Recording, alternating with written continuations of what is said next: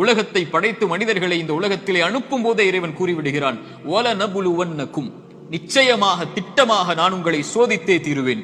பசியை கொண்டு சோதிப்பேன், பயத்தை கொண்டு சோதிப்பேன், செல்வ இழப்புகளை கொண்டு சோதிப்பேன், தொழிலின் நஷ்டத்தை கொண்டு சோதிப்பேன், உயிரிழப்புகளை கொண்டு உங்களை நான் சோதிப்பேன் என்று இறைவன் சோதித்தே தீருவான் என்று கூறிதான் மனித இனத்தை இந்த பூமியிலேயே அனுப்பி இருக்கிறான். இந்த பூமியிலேயே சோதனைகளில் இருந்து நீங்கி ஒரு சமூகம் வாழ வேண்டும் என்றால் அவர்கள் யாராக இருப்பார்கள் தெரியுமா? நபிமார்கள், இறை தூதர்கள். ஆனால் அந்த இறை தூதர்கள் தான் இந்த பூமியிலேயே அதிகம் சோதிக்கப்பட்டவர்கள்.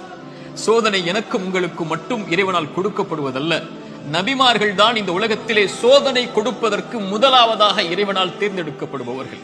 குர்ஆன் சொல்லுகிறது, நபிமார்கள் நிராசை அடைந்து நாங்கள் பொய்ப்பிக்கப்பட்டு விட்டோம் என்று எண்ணும் அளவிற்கு அவர்கள் நிராசை அடையும் போதுதான் அந்த சோதனையால், அந்த சிரமங்களால், அந்த கஷ்டங்களால் இறைவன் அவர்களுக்கு வெற்றியை அளிப்பான் என்று குர்ஆன் சொல்கிறது.